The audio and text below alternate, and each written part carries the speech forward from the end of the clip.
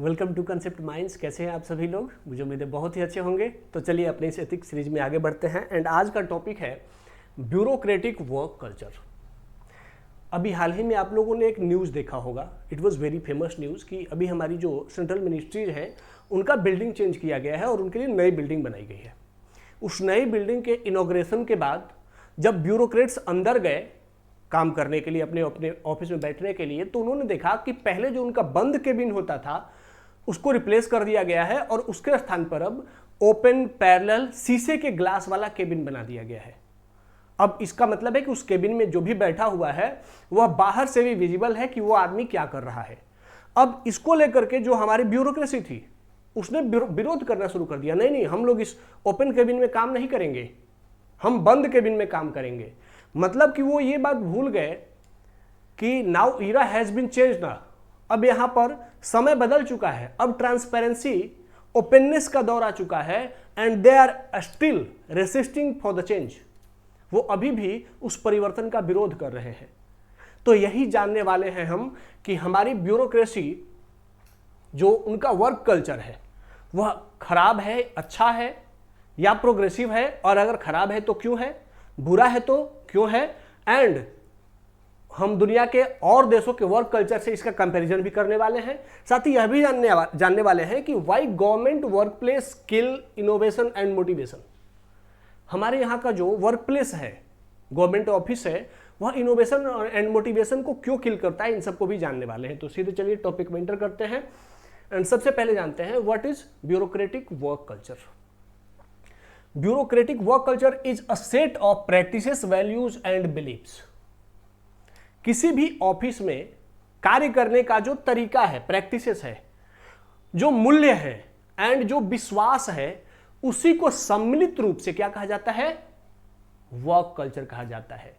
ठीक है, जो क्या करता है, जो शेप करता है कि वह ऑफिस कैसे फंक्शन करेगा, वहां पर डिसीजन मेकिंग कैसी होगी एंड वहां का एथोस कैसा होगा, कार्य प्रणाली कैसी होगी, यह किससे डिसाइड होती है, वर्क कल्चर से डिसाइड होती है। मतलब कि उस ऑफिस में काम करने वाले लोगों के विश्वास, मूल्य और व्यवहार से डिसीजन मेकिंग डिसाइड होती है। तो यही जो विश्वास, व्यवहार और मूल्यों का जो सेट है वही वर्क कल्चर कहलाता है। हमारी इंडियन ब्यूरोक्रेसी के बारे में यूजुअली जो हम आम धारणा रखते हैं वो रखते हैं सामान्य रूप से, जो कि absolute truth and absolute wrong नहीं है, कि जो ब्यूरोक्रेसी में जो लोग हैं दे आर हाईली करप्ट। एक सामान्य अवधारणा है। पुलिस में जो लोग होते हैं वो घूसखोर होते हैं, एक सामान्य अवधारणा है। ऑल्दो ये कोई ट्रूथ नहीं है, परमानेंट ट्रूथ नहीं है, और ऐसा नहीं कि एब्सोल्यूट ट्रूथ है। बहुत सारे करप्ट हैं, बहुत सारे अच्छे भी हैं, लेकिन करप्शन है तो क्यों है? तो एक बात तो हमें निश्चित है कि कोई भी ऑफिस है वहां पर अच्छा, बुरा एंड चेंज तीनों परिस्थितियां होती हैं।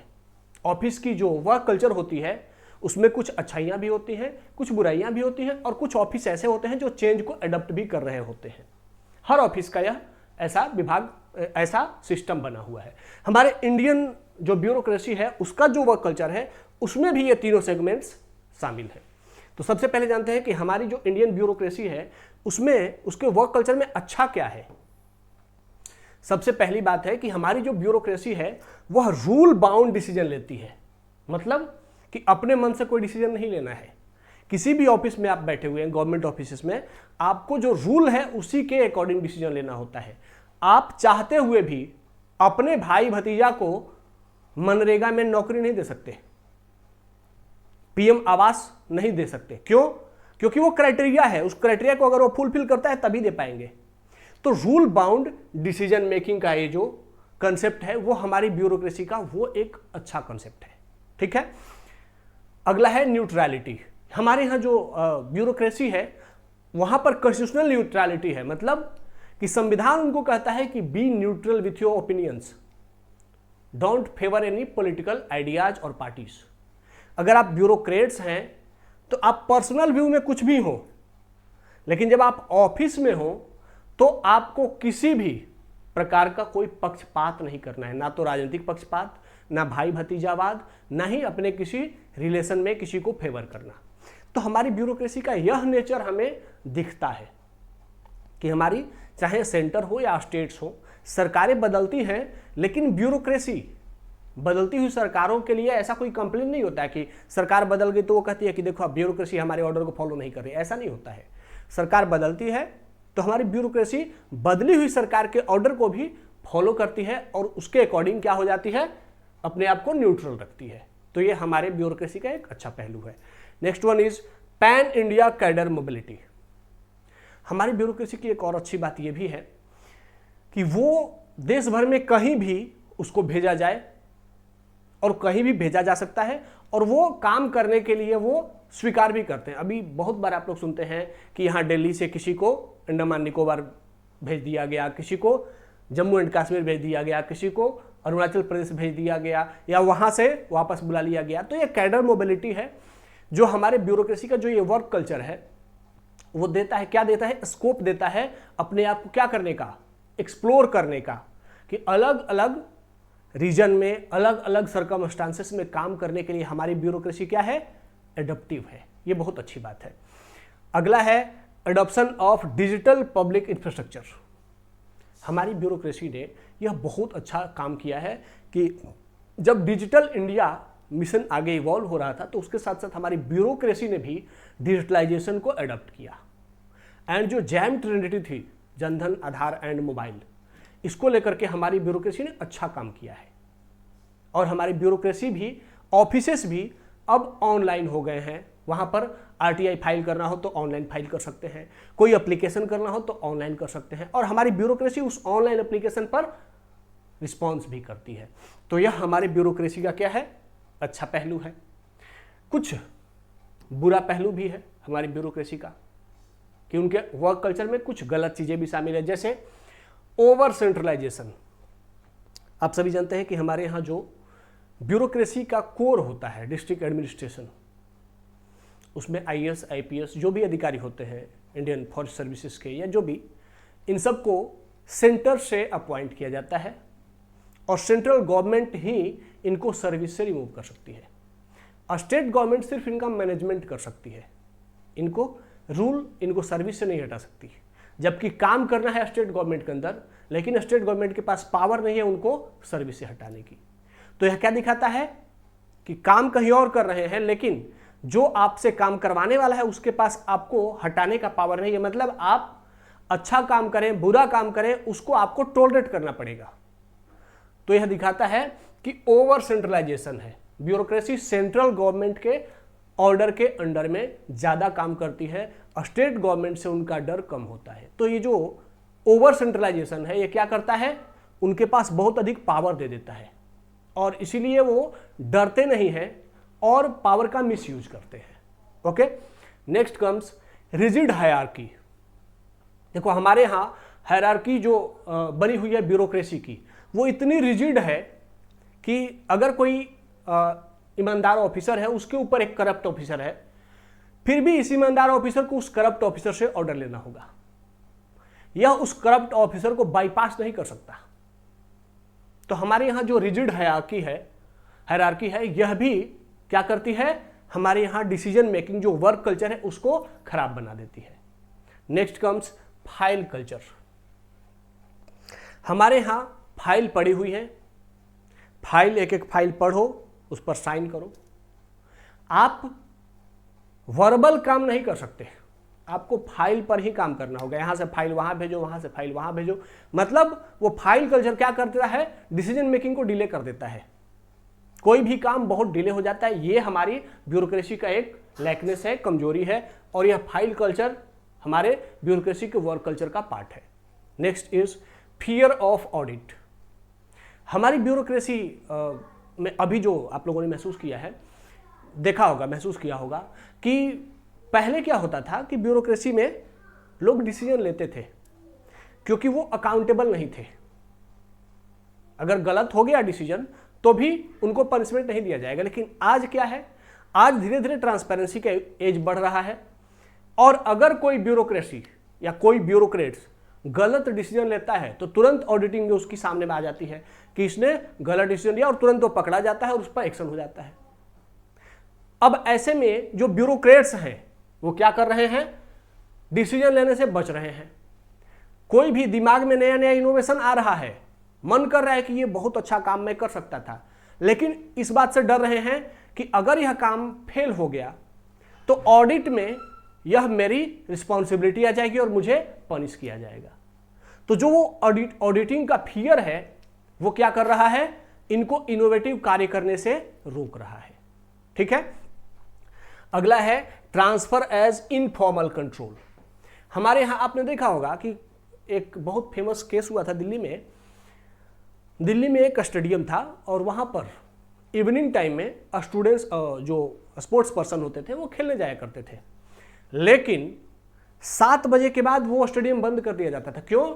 क्योंकि 2 आईएएस ऑफिसर थे, हस्बैंड वाइफ, वो अपने डॉग को लेकर के और उस स्टेडियम में टहलने जाते थे और 7 बजे वो सारे जो खिलाड़ी होते थे सबको हटा दिया जाता था, हटो हटो अब वो लोग आने वाले हैं। दे वर सेक्रेटरी रैंक ऑफिसर्स। मतलब स्टेडियम किसके लिए है? स्पोर्ट्समैन के लिए, लेकिन अपने पावर का मिसयूज करके और वो अपने कुत्ते को लेकर के पूरे स्टेडियम में 2 लोग एंजॉय करते थे। जब ये सरकार को पता चली तो सरकार ने क्या किया, व्हाट एक्शन गवर्नमेंट डिड, तो गवर्नमेंट ने उसको ट्रांसफर कर दिया, वाइफ को ट्रांसफर कर दिया J&K और हस्बैंड को ट्रांसफर कर दिया अरुणाचल प्रदेश। तो यह क्या है, ये अच्छी बात थोड़े है। अगर वो करप्ट है, नेचर से अच्छा नहीं है और अभी भी ब्रिटिश टाइम की ब्यूरोक्रेसी थी उसी माइंडसेट का पर्सनालिटी है, तो उसको सर्विस से हटाओ, न कि सिर्फ ट्रांसफर कर दो। अब वो जहां जाएगा वहां पर ईमानदार तो है नहीं। तो क्या अरुणाचल प्रदेश खराब ऑफिसर्स को लेने के लिए बैठा है?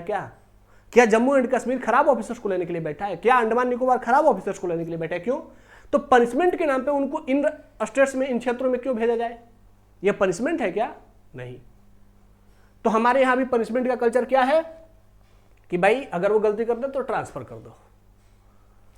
ट्रांसफर करने से क्या हो जाता है? तो यह भी हमारे यहां की ब्यूरोक्रेसी की वर्क कल्चर का एक निगेटिव पार्ट है। अगला है रूल ओरिएंटेशन। रूल खूब खेलते हैं, चलो ये रूल है इसको फॉलो करना है। अब वो रूल पीपल के वेलफेयर को सुनिश्चित कर रहा है, सिक्योर कर रहा है कि नहीं कर रहा है, इस बात से कोई फर्क नहीं पड़ता है। हम रूल बना हुआ है उसी रूल को फॉलो करेंगे। We will not change the rule, we will just follow only the rules. यह समस्या है। अगला है लैक ऑफ अकाउंटेबिलिटी। अभी भी हमारे यहां ब्यूरोक्रेसी में अकाउंटेबिलिटी नहीं आई है, जवाबदेही नहीं है। जवाब अकाउंटेबिलिटी का मतलब है कि if you took any decision and वो डिसीजन गलत हुआ तो उसके लिए आपको रिस्पॉन्सिबल बनाया जाएगा। गवर्नमेंट ने कोई भी प्रोग्राम इंप्लीमेंट करने के लिए आपको दिया, आपने इंप्लीमेंट किया और वो फेल हुआ तो आप उसके लिए रिस्पॉन्सिबल होंगे। तो हमारे यहाँ किसी भी ब्यूरोक्रेट्स की कोई रिस्पॉन्सिबिलिटी नहीं होती है, चाहे प्रोग्राम फेल हो जाए, पास हो जाए, तो वो अकाउंटेबिलिटी नहीं है, तो वो ईमानदारी से खूब मेहनत से काम भी नहीं करते। ठीक है, अगला है पॉलिटिकल इंटरफेरेंस। ये तो हम सभी जानते हैं।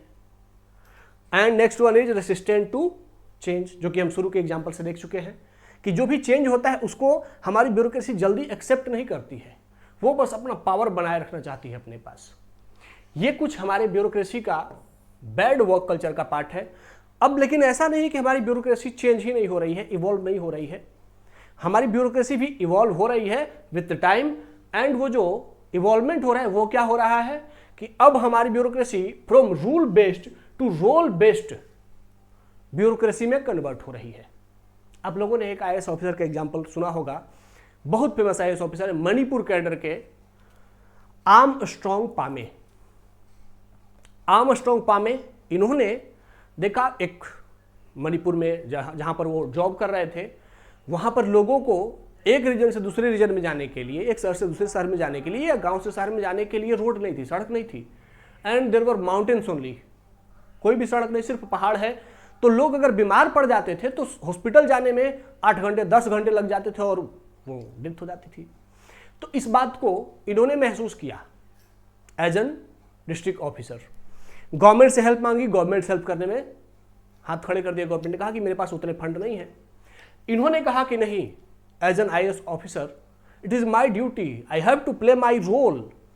तो सरकार ने नहीं कहा था कि आपको रोड बनाना है, क्योंकि सरकार ने तो फंड दिया ही नहीं, बट उन्होंने खुद से वो रोल एडॉप्ट किया कि नहीं, अगर मैं डीएम हूं तो मुझे ये रोल लेना पड़े, ये जिम्मेदारी लेनी पड़ेगी। और रूल खेलने के बजाय उन्होंने रोल प्ले किया वहां पर, किस बात का, कि मार्केट से, सोशल मीडिया से क्राउड फंडिंग करके और 100 किलोमीटर का रोड बना दिया। तो क्या है, rule based to role based. वो रोल में आ गए, पहले रूल खेलते थे, अब खुद अपना रोल प्ले कर रहे हैं। ठीक है, तो हमारी ब्यूरोक्रेसी धीरे धीरे इसको अडॉप्ट कर रही है, और इसी के लिए सरकार ने मिशन कर्मयोगी शुरू किया है, ताकि जो हमारे सिविल सर्वेंट्स हैं उनको नए चेंज के लिए ट्रेंड किया जा सके। ओके, नेक्स्ट है डेटा ड्रिवन डैशबोर्ड। अब अधिकांश मिनिस्ट्रीज में और डिपार्टमेंट में एक डैशबोर्ड ओपन कर दिया गया है। डैशबोर्ड का मतलब एक ऐसा डिजिटल बोर्ड लगा दिया गया है कि किस किस ऑफिसर्स का परफॉर्मेंस क्या क्या रहा है वो उस डैशबोर्ड पर दिखता है। ठीक है, तो ये भी अब एक नया चेंज हो रहा है। Time bound service delivery and इससे जुड़ा हुआ लॉ इन मेनी स्टेट्स। हम लोगों ने पिछले क्लास में देखा था कि कैसे कर्नाटका, मध्य प्रदेश और बहुत सारे ऐसे स्टेट्स हैं जिन्होंने, स्पेशली करके कर्नाटका ने, टाइम बाउंड सर्विस डिलीवरी का 1000 सर्विसेज टाइम बाउंड देने के लिए रूल बना दिया है, लॉ बना दिया है। और कोई अगर गवर्नमेंट ऑफिस या ऑफिसर्स उस रूल को फॉलो नहीं करता है तो उसके लिए पनिशमेंट का भी प्रोविजन किया गया है। तो अब हमारी ब्यूरोक्रेसी टाइम बाउंड सर्विसेज, मतलब कि ऑन टाइम सर्विस डिलीवरी पर काम करने जा रही है। ये क्या है, कारपोरेट गवर्नेंस के मॉडल को भी हमारी ब्यूरोक्रेसी अब धीरे धीरे एडॉप्ट कर रही है। ठीक है, next one is institutionalised grievance analytics. अब जो लोगों की शिकायत है, जो ग्रीवेंस है, उसको जल्दी जल्दी लोगों की शिकायतों को ऑन टाइम सॉल्व करने की कोशिश हो रही है। और यह क्या दिख रहा है, जो सेवोत्तम मॉडल था, सेवोत्तम मॉडल इंट्रोड्यूस किया गया था कि जो ब्यूरोक्रेट्स हैं उनका ऑब्जेक्टिव क्या है, कि सेवा करना। तो इस तरीके से उस मॉडल को फॉलो किया जा रहा है, और जो ग्रीवेंस रिडक्शन मैकेनिज्म है, शिकायत निवारण प्रणाली, उनको बेहतर किया जा रहा है। तो यह हमारी ब्यूरोक्रेसी में कुछ इवॉल्विंग वर्क कल्चर्स भी आ रहे हैं। ठीक है, तो हमारी ब्यूरोक्रेसी के वर्क कल्चर में हमने देखा गुड क्या है, बैड क्या है, एंड इवोल्यूशन क्या हो रहा है। अब आगे आते हैं कि इसके बारे में, हमारी ब्यूरोक्रेसी के बारे में जो इंटरनेशनल और नेशनल डेटा है वो क्या कहता है, रिपोर्ट्स क्या कहते हैं। तो IMD का वर्ल्ड कॉम्पिटिटिवनेस रिपोर्ट है 2023 का, यह कहता है कि इंडिया रैंक्ड 49th इन ब्यूरोक्रेटिक एफिशिएंसी ग्लोबली। हमारी ब्यूरोक्रेसी कितनी एफिशिएंट है, इसको लेकर के हम वर्ल्ड लेवल पे कितने हैं, 49th पे है, मतलब 50 में है, 50वें स्थान पर है। इकोनॉमी चौथी है, पॉपुलेशन पहला है, ज्योग्राफी 7वीं है, और ब्यूरोक्रेसी का परफॉर्मेंस 49वां है, 49th है। क्या दिखाता है कि we need reform in our bureaucracy. ठीक है, next one is motivational gap. हमारी जो ब्यूरोक्रेसी है उसके पास बहुत बड़ा मोटिवेशन का गैप है। एक डेटा कहता है 33.6% IAS इन 2010, ये सर्वे कहता है, कंसिडर्ड रिजाइनिंग। हमारे यहाँ जो 33.6% IAS ऑफिसर हैं वो रिजाइन करने का सोच रहे हैं अपनी सर्विस से। 2010 का डेटा है। और क्यों सोच रहे हैं ऐसा, बिकॉज जो ये रिजाइन करने का सोच रहे हैं उनमें से 80% मानते हैं कि उन पर इतना पॉलिटिकल प्रेशर होता है, पॉलिटिकल उनके इंटरफेरेंस होता है उनके काम में, कि वो अच्छे से एफिशिएंसी के साथ काम नहीं कर पाते, इसीलिए वो अब रिजाइन करने का सोच रहे हैं। तो हमारे यहाँ जो सिविल सर्वेंट्स काम कर रहे हैं उनमें से 33.6% IAS रिजाइन करने का सोच रहे हैं सर्विस से। यह बहुत अच्छा नहीं है, मतलब उनको काम करने के लिए फेवरेबल माहौल नहीं मिल रहा है, ईमानदारी से काम नहीं किया जा सकता, पॉलिटिकल प्रेशर इतना अधिक है।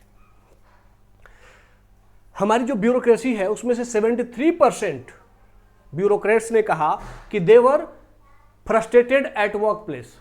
वो काफी फ्रस्ट्रेटेड हैं। क्यों? क्योंकि उनको work culture, quality work culture नहीं मिल रहा है। पॉलिटिकल प्रेशर है, सोशल प्रेशर है, लॉ का प्रेशर है, सारा प्रेशर एक साथ है और वो फिर फ्रस्ट्रेट हो चुके हैं।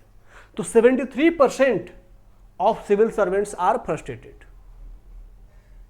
ओके, अगला है understaffing and work pressure.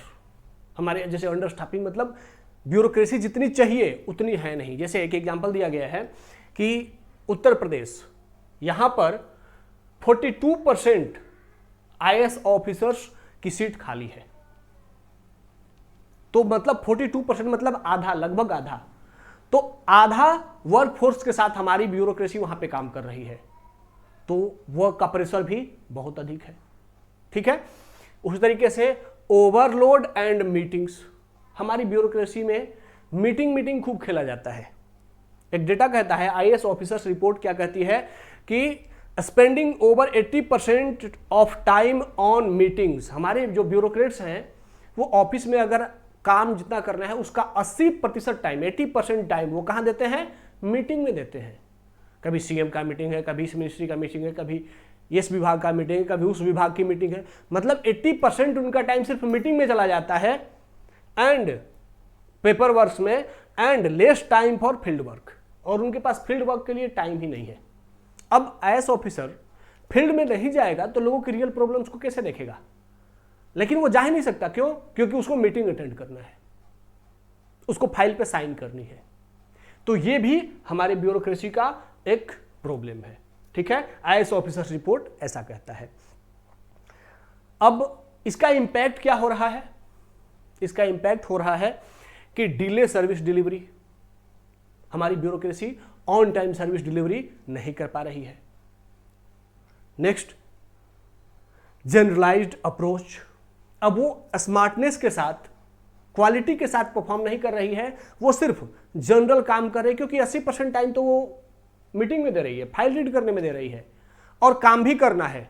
अब टाइम काम करने के लिए मिला 20% और काम करना है 100%, तो उसने क्या किया, जल्दी जल्दी में जल्दी सब कर दो, तो उसमें परफेक्शन के साथ काम नहीं हुआ, तो जनरलाइज अप्रोच के साथ काम हुआ।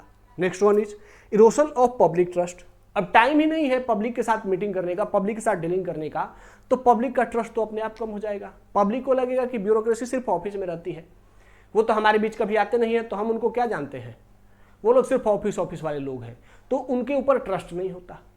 Okay, and next one is loss of talent, हमारे यहाँ ब्यूरोक्रेसी सिविल सर्वेंट्स जो बनते हैं वो सिविल सर्विसेज से एग्जाम क्वालिफाई करके बनते हैं, मतलब they are very talented person.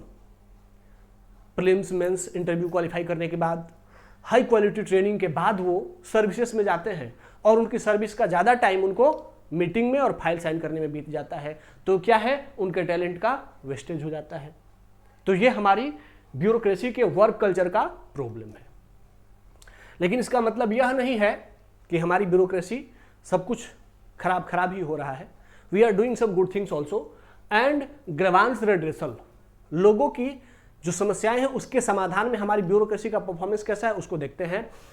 Over 1 lakh disposed monthly at union level in 2024, 2024 का डेटा कह रहा है कि 1 लाख से अधिक समस्याओं का समाधान हर महीने हो रहा है 2024 में सेंटर लेवल पर, केंद्रीय स्तर पर 1 लाख से अधिक लोगों की समस्याएं आ रही है और उसको सॉल्व किया जा रहा है। तो ये हमारी सेंट्रल मिनिस्ट्रीज का परफॉर्मेंस दिखाता है कि बढ़ा हुआ है, they are doing well.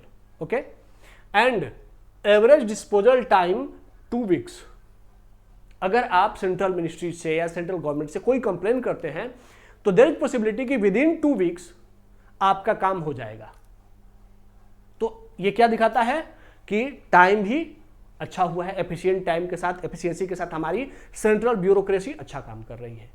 Next comes capacity building. Capacity building के लिए हमने आई गॉट कर्मयोगी, मिशन कर्मयोगी शुरू किया है, जिसमें क्या किया गया है कि जो सिविल सर्वेंट्स हैं उनको ट्रेनिंग दिया जा रहा है टू डिलीवर सेवोत्तम मॉडल पे काम करने के लिए, कि कैसे अपने फ्रस्ट्रेशन को मैनेज करें, कैसे पॉलिटिकल प्रेशर को मैनेज करें, कैसे ऑन टाइम सर्विस डिलीवर करें। ठीक है, इन सब का ट्रेनिंग दिया जा रहा है। और ये जो ट्रेडिशनल ट्रेनिंग है उससे हट करके कि कोई भी सिविल सर्वेंट्स अगर वो फ्रस्ट्रेटेड फील कर रहा है, परेशान फील कर रहा है, ओवर बर्डन फील कर रहा है, तो वो इस आई गॉट कर्मयोगी प्लेटफॉर्म पे रजिस्टर कर सकता है और उससे कोई बहुत हाई ऑफिसर या फिर कोई इंटेलेक्चुअल उससे डिबेट करेगा, बातचीत करेगा, कोई डॉक्टर उससे बात करेगा और उसकी जो प्रॉब्लम्स होंगी उस पर उसको सॉल्यूशन दिया जाएगा। ठीक है, तो ये ऐसा एक प्लेटफॉर्म बनाया गया है एंड ये क्या दिखाता है कि इसका user base has crossed 1 crore government employees. इस प्लेटफॉर्म पर 1 करोड़ से अधिक गवर्नमेंट एम्प्लॉइज ने अपने आप को रजिस्टर्ड किया है और अपना क्या किया है, काउंसलिंग करवाया है। तो क्या दिखाता है कि हमारे यहां जो ट्रेनिंग हो रही है वो बड़े स्तर पर ट्रेनिंग किया जा रहा है इनको अपडेशन के लिए, कि जो नए नए चीजें आ रही है उसको कैसे अपने लाइफ में अडॉप्ट किया जाए, अपडेट किया जाए, इसको ट्रेंड किया जा रहा है। ये बहुत अच्छी पहल है। नेक्स्ट कम्स, डेटा दिखाता है टैक्स एडमिनिस्ट्रेशन का, कि हमारे यहाँ जो इनकम टैक्स रिटर्न की फाइलिंग हो रही है, आईटीआर फाइलिंग हो रही है, वो बहुत अच्छा हो रहा है। हम रिकॉर्ड ई फाइलिंग कर रहे हैं, दुनिया में सबसे अच्छा रिकॉर्ड ई फाइलिंग की परफॉर्मेंस हमारे यहाँ की मिनिस्ट्री का है। दिखा रहा है कि हमारे यहाँ फाइनेंशियल 2024-25 में 9 crore plus, more than 9 crore income tax returns were filed and उनमें से 98% का ई वेरिफिकेशन हुआ। मतलब अब आपको इनकम टैक्स रिटर्न फाइल करने के लिए इनकम टैक्स के ऑफिस में जाने की जरूरत नहीं है, ऑनलाइन फाइल करिए, ऑनलाइन ही आपका वेरिफिकेशन हो जाएगा। तो यह क्या दिखाता है कि हमारी ब्यूरोक्रेसी स्पेशली करके टैक्स एडमिनिस्ट्रेशन में बहुत अच्छा परफॉर्म कर रही है। Okay, next one is passport services. यह तो हमारे यहाँ पहले से ही बहुत अच्छा यहाँ का वर्क कल्चर रहा है पासपोर्ट ऑफिस का। उसमें दिखाया गया है कि पासपोर्ट का police verification within a week, इतना बढ़िया परफॉर्म कर रही है हमारी ये पासपोर्ट ऑफिस कि किसी के भी पासपोर्ट बनवाने में एवरेज टाइम है कि 1 वीक में पुलिस वेरिफिकेशन हो जाता है और आपके पासपोर्ट आपके पास आ जाता है। ठीक है, तो ये कुछ ऐसे पॉजिटिव चेंजेस हैं जो दिखा रहे हैं कि हमारी ब्यूरोक्रेसी अच्छा भी कर रही है और जो चेंज है उनको एडॉप्ट भी कर रही है। ओके, अब आते हैं कि हमें रिफॉर्म करने के लिए हमने क्या क्या रिफॉर्म किया है। तो हमने मिशन कर्मयोगी इंट्रोड्यूस किया है, ई गवर्नेंस इंट्रोड्यूस किया है, ऑनलाइन सिस्टम इंट्रोड्यूस किया है। परफॉर्मेंस इवैल्यूएशन को पहले क्या होता था कि पहले आपका जो एनुअल रिपोर्ट बनता था वो आपका जो सुपीरियर होता था, सीनियर होता था, वह बनाता था। तो इसीलिए जो जूनियर ऑफिसर्स होते थे वो सीनियर से डरते थे कि जो हमारा सीनियर है वो कितना भी करप्ट है उसको मुझे खुश रखना, नहीं तो हमारा एसीआर खराब कर देगा। लेकिन अब ऐसा नहीं है। अब जो परफॉर्मेंस रिपोर्ट होता है वह 360 डिग्री फीडबैक पे होता है। मतलब कि आपका परफॉर्मेंस आपके सीनियर, आपके जूनियर और आसपास के पूरे ऑफिस के सभी लोग आपके बारे में रिपोर्ट देंगे। तो इस तरीके से आपका परफॉर्मेंस अब आप किसी एक सीनियर के हाथ में नहीं है, बल्कि पूरा ऑफिस आपके बारे में क्या सोचता है इस आधार पर आपके वर्क का फीडबैक लिया जा रहा है। तो यह भी क्या हो गया, परफॉर्मेंस इवैल्यूएशन में भी बेटरमेंट हुआ है। Next one is lateral entry. हमने देखा है कि हमारी ब्यूरोक्रेसी कहीं कहीं पर लैग करती है, तो उस लैगिंग को फिल करने के लिए हमने क्या किया है, सीधे कॉर्पोरेट से जो एक्सपर्ट हैं उनको मिड टर्म के लिए, छोटे टाइम के लिए सीधे हायर ब्यूरोक्रेसी में ज्वाइन कराया है, ताकि हमारी ब्यूरोक्रेसी वो जो कॉर्पोरेट कल्चर है उसको सीखे भी और वो जो एक्सपर्टीज है उससे हमारी ब्यूरोक्रेसी आगे भी परफॉर्म करे। ठीक है, तो लेटरल एंट्री भी कराया है हमने। साथ ही हमारे यहाँ हमने कुछ सिविल सर्विसेज रिफॉर्म के लिए कमिटीज भी बनाई है और उन्होंने इसको लेकर के रिफॉर्म्स के रिकमेंडेशंस भी दिए हैं। पहला इधर रिसेंट का है second ARC। Next one is NITI Aayog ने भी सिविल सर्विसेज रिफॉर्म को लेकर के अपना रिपोर्ट दिया है। एंड थर्ड वन इज होता कमीशन। होता कमीशन बेसिकली इन्होंने इंट्रोड्यूस किया है जो सिविल सर्विसेज का एग्जाम है उसमें क्या बेटरमेंट किया जाए so that ethical officer select हो, इसको लेकर के होता कमेटी ने अपनी रिकमेंडेशन दिया है। सिविल एंड सेकेंड ARC ने तो ओवरऑल पूरा कि ब्यूरोक्रेसी से लेकर के पूरे प्रशासन में क्या क्या सुधार करने की जरूरत है सारे के बारे में रिफॉर्म के लिए रिकमेंडेशन दिया है and governments are working on it और इन रिकमेंडेशंस पर काम भी हो रहा है। Next and last comes RTI, right to information. इसने भी ब्यूरोक्रेसी को क्या किया है, ब्यूरोक्रेसी को ट्रांसपेरेंट नेचर एडॉप्ट करने के लिए प्रेरित किया है। और हमारी ब्यूरोक्रेसी अब क्या करने लगी है कि अब गवर्नमेंट्स का बहुत सारा फाइल सीधे सीधे पब्लिक डोमेन में जारी कर दिया जाता है। तो ट्रांसपेरेंसी के कल्चर को भी प्रमोट करने में RTI का भी रोल बढ़ा है। ठीक है, देखो एक बात तो निश्चित है कि अगर आप लोग इस सीरीज को देख रहे हैं तो एथिक्स में इससे बेस्ट आपको कुछ नहीं हो सकता है। अगर आप लोग इस चैनल को सब्सक्राइब कर रहे हैं तो डेफिनेटली आप एथिक्स के मास्टर बन रहे हैं। यूपीएससी हो, स्टेट पीसीएस हो, किसी भी एग्जाम में एथिक्स को अगर आपको लिखना है तो this is the best platform to subscribe. तो इसको प्लीज सब्सक्राइब भी कर लें और अपने दोस्तों के साथ शेयर भी कर दें, इस वीडियो को लाइक भी करें। अब आगे आते हैं कि हमारी ब्यूरोक्रेसी एंड जो वेस्टर्न ब्यूरोक्रेसी है, अमेरिकन ब्यूरोक्रेसी है, उसमें क्या अंतर है। अमेरिकन मतलब अमेरिका एंड यूरोप। तो हमारे यहाँ की जो ब्यूरोक्रेसी है वो सेंट्रलाइज्ड है, जो हमने देखा, एंड हायरार्किकल है, जबकि वेस्टर्न ब्यूरोक्रेसी जो है वो डिसेंट्रलाइज्ड है। आप लोगों को पता है कि अमेरिका में जो सेंटर है उसका अपना कॉन्स्टिट्यूशन है, स्टेट का अपना कॉन्स्टिट्यूशन है, एंड सेंटर का कॉन्स्टिट्यूशन स्टेट पर लागू नहीं होता है, स्टेट का कॉन्स्टिट्यूशन सेंटर पर लागू नहीं होता है। दोनों अपने अपने डोमेन में क्या है, सेपरेट है, दोनों अपने अपने डोमेन में पावरफुल है। सेंटर अपनी ब्यूरोक्रेसी को हायर करता है, स्टेट अपनी ब्यूरोक्रेसी को हायर करता है।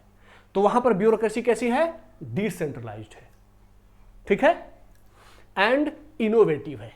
आप अक्सर देखते होंगे हॉलीवुड फिल्मों में या फिर ऐसे भी कि जितने भी टेक्नोलॉजिकल इनोवेशंस आते हैं वो वेस्ट से आते हैं, और वो जो वेस्टर्न, चाहे वहाँ की मिलिट्री हो या वहाँ के सिविल सर्वेंट्स हो, अगर फिल्मों में भी आप देखेंगे तो वो बहुत ही स्मार्ट दिखते हैं विथ देयर वर्क्स।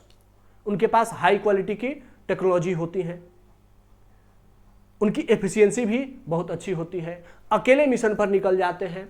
तो वहाँ डिसेंट्रलाइज है और वहाँ इनोवेशन को प्रमोट किया जाता है। तो ब्यूरोक्रेसी क्या होती है, वहाँ की ब्यूरोक्रेसी इनोवेशन को अडॉप्ट कर लेती है। हमारे यहाँ क्या है, सेंट्रलाइज है एंड हायरार्किकल है। तो हमारे यहाँ इनोवेशन को बहुत ज़्यादा सपोर्ट नहीं किया जा सकता, क्योंकि हमारे यहाँ आपको ऊपर वाले का ऑर्डर फॉलो करना है, अपना इनोवेशन नहीं दिखाना है। Okay, next one is western bureaucracy में role and merit based promotion होता है।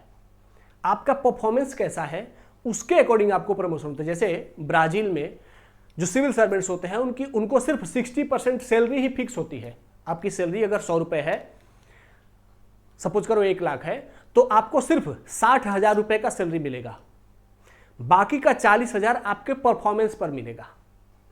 आपने अगर अच्छा परफॉर्म किया, जो आपको ड्यूटी दी गई उसको 100% परफॉर्म किया, तो आपको बाकी रिमेनिंग 40,000 मिलेगा। जो ड्यूटी दिया गया उसका 80% परफॉर्म किया तो उसमें से कुछ पैसे काट लिए जाएंगे, 60% परफॉर्म किया तो और ज़्यादा काट लिए जाएंगे, 50% परफॉर्म किया तो और ज़्यादा काट लिए जाएंगे। तो इस तरीके से उनकी जो सैलरी होती है वह उनके परफॉर्मेंस से लिंक्ड है। तो इसीलिए वहाँ के जो ब्यूरोक्रेट्स हैं वो अपने हाई परफॉर्मेंस के लिए कोशिश करते हैं। तो वहाँ पर role and merit based promotion है कि अगर आपने अच्छा परफॉर्म किया है तो आपको प्रमोशन दिया जाएगा। हमारे यहाँ क्या है, हमारे यहाँ tenure and seniority based promotion है। आप इतने साल के बाद प्रमोट होकर के आईएएस हो जाएंगे, डीएम हो जाएंगे, एडीएम से डीएम हो जाएंगे। तो हमारे यहाँ साल काउंट किया जाता है, परफॉर्मेंस नहीं। कितना भी अच्छा परफॉर्म कर लो, लेकिन अगर आप एक बार जूनियर हो तो जूनियर ही रहोगे, आपका ऊपर वाला हमेशा आपसे ऊपर ही रहेगा। ओके, नेक्स्ट, वेस्टर्न में एम्फेसिस ऑन टीम वर्क। वहां पर टीम वर्क को प्रमोट किया जाता है, जबकि हमारे यहाँ कोलैबोरेशन बहुत पुअर है। हमारे यहाँ जो डिस्ट्रिक्ट एडमिनिस्ट्रेशन है और जो ब्लॉक एडमिनिस्ट्रेशन है उसमें भी कोऑपरेशन नहीं है। इवन डिस्ट्रिक्ट एडमिनिस्ट्रेशन के भी अलग अलग ऑफिसर्स में आपस में कोऑपरेशन नहीं है, लेकिन वेस्टर्न कंट्रीज में कोऑपरेशन होता है। हमारे यहाँ आप लोगों ने बहुत बार सुना होगा कि इस थाने के पुलिस में और उस थाने के पुलिस में इस बात को लेकर के झगड़ा हो गया कि यह केस कौन देखेगा। तो हमारे यहाँ झगड़ा होता है, वहां पर दोनों मिल करके उसको देखते हैं। अगला है एडेप्टेबल टू चेंज। जो वेस्टर्न ब्यूरोक्रेसी है वो चेंज को एडप्ट करती है, और हमारे यहाँ रेसिस्टेंट टू चेंज, जो कि अभी हाल के एग्जाम्पल से आपने देखा। अगला है ट्रांसपेरेंट क्लियर अकाउंटेबिलिटी। वहां की जो ब्यूरोक्रेसी है उनका जो ऑफिस है वो पहले से ही ट्रांसपेरेंट बना हुआ है, शीशे का ऑफिस बना हुआ है। और हमारे यहाँ आज शीशे का वो भी सिर्फ सेंट्रल मिनिस्ट्री तक बन रहा है। तो वहां पहले से ही ट्रांसपेरेंसी का कल्चर है एंड अकाउंटेबिलिटी क्लियर है कि सबको अपना काम बटा हुआ है, उस काम में आपको वो काम करना है। अगर वो काम नहीं हुआ तो उसके लिए आप अकाउंटेबल होगे, आपको उसके लिए रिस्पॉन्सिबल बनाया जाएगा। जबकि हमारे यहाँ ओपेक है, अस्पष्टता है, डिस्ट्रिक्ट एडमिनिस्ट्रेशन को काम दे दिया गया, ऊपर से आ गया, अब वो काम कौन करेगा, डिवाइड नहीं है। साथ ही लैक ऑफ अकाउंटेबिलिटी, हमारे यहां कौन ऑफिसर अगर काम का परफॉर्मेंस ये काम करना है तो कौन उसके लिए रिस्पॉन्सिबल है, फिक्स नहीं है। डिस्ट्रिक्ट में सारा काम डीएम देखेगा, तो डीएम तो सारा काम अकेले देख नहीं सकता है, तो लेकिन सारे काम की जिम्मेदारी उस पर है। अब वो जिस चीज को बांट रहा है उसका परफॉर्मेंस खराब होगा तब भी अकाउंटेबल डीएम है। तो हमारे यहाँ अकाउंटेबिलिटी फिक्स नहीं है, यह हमारे यहाँ की ब्यूरोक्रेसी का प्रॉब्लम है। तो इस तरीके से हमारे यहाँ जो वर्क कल्चर है वह वेस्टर्न वर्क कल्चर से अलग है और रेसिस्टेंट टू चेंज है। लेकिन हमें क्या करने की जरूरत है, जो वेस्टर्न वर्क कल्चर है उसको अपने यहाँ अडॉप्ट करने की जरूरत है, ताकि हमारी ब्यूरोक्रेसी भी ट्रांसपेरेंसी, अकाउंटेबिलिटी को प्रमोट कर सके एंड हमारी ब्यूरोक्रेसी का भी परफॉर्मेंस बेटर हो सके। ठीक है, ताकि हमारी जो सरकार है वो अपनी सर्विस डिलीवरी, अपने योजनाओं को बेहतर तरीके से लागू कर सके। ठीक है, अब आते हैं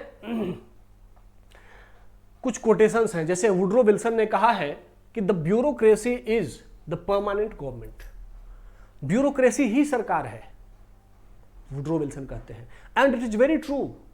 सरकार के नाम पर कॉमन पीपल का किससे इंटरेक्शन होता है? सरकार के नाम पर आईएएस आईपीएस से, पुलिस एडमिनिस्ट्रेशन से, डिस्ट्रिक्ट एडमिनिस्ट्रेशन से, ब्लॉक एडमिनिस्ट्रेशन से। वो कहां सीएम पीएम से उनका कोई इंटरेक्शन होता है? ना तो सेंट्रल मिनिस्टर से, ना ही स्टेट मिनिस्टर से। वो तो बैठे रहते हैं दिल्ली और अपने अपने स्टेट के कैपिटल में। तो सरकार के नाम पर कॉमन लोग किसको जानते हैं? ब्यूरोक्रेट्स को। और ब्यूरोक्रेट्स परमानेंट होते हैं, तो the bureaucracy is the permanent government. तो अगर उनका परफॉर्मेंस बेटर हुआ, वो अगर अच्छे हैं, तो लोगों में क्या इमेज बनेगी कि हमारी सरकार अच्छी है। लेकिन अगर ब्यूरोक्रेट्स बुरे हैं तो लोगों की क्या इमेज बनेगी? हमारी सरकार बुरी है। ये वुड्रो विल्सन का, जो अमेरिकन राष्ट्रपति थे, उनका स्टेटमेंट है। Next one is the government servant is not a ruler but a trustee of the people. Mahatma Gandhi कहते हैं कि जो गवर्नमेंट सर्वेंट्स हैं, जो ब्यूरोक्रेट्स हैं, दे आर नॉट रूलर्स, जो कि ब्रिटिश काल में थे, but not now. They are trustee of the people, लोगों के ट्रस्टी हैं। ट्रस्टी मतलब जो कि लोगों के लिए काम करने वाला होता है। ट्रस्ट का एक ऑनर होता है, उसके पास पैसे होते हैं, तो वो पैसे का मालिक होता है क्या? नहीं, वो पैसे उसके पास रखे जाते हैं और वह उस ट्रस्ट के नाम पर जो जो खर्चे करने होते हैं वहां पर खर्च करता है। तो इसी तरीके से जो हमारी ब्यूरोक्रेसी है वो लोगों के लिए ट्रस्टी है, लोगों के वेलफेयर के लिए काम करना है उसको, न कि उनका मालिक बन जाना है। हमारी ब्यूरोक्रेसी के बारे में सरदार पटेल ने कहा था कि the Indian civil services is the steel frame of India, कि हमारी ब्यूरोक्रेसी हमारे देश की स्टील फ्रेम है, मतलब यही हमारे देश को चला रही है। ये तीनों स्टेटमेंट्स आप जहां चाहें एथिक्स, एसे एंड गवर्नेंस में भी बहुत अच्छे तरीके से यूज कर सकते हैं। साथ ही अलग जगह पर भी कोट कर सकते हैं और इसका इम्पैक्ट बहुत पड़ेगा आपके आंसर राइटिंग में। तो प्लीज़ इसको अडॉप्ट करिए और चीज़ों को बेटर करिए। अगर आपको पीडीएफ चाहिए तो डिस्क्रिप्शन में एक टेलीग्राम चैनल का लिंक होगा, उसको ज्वाइन कर लीजिएगा, वहाँ पर इसका पीडीएफ भी आपको दे दिया जाएगा। आई होप आप लोगों को कंटेंट अच्छा लगा। तो आज के सेशन को यहाँ पर एंड करते हैं, मिलते हैं नेक्स्ट सेशन में, तब तक के लिए धन्यवाद। जय हिंद।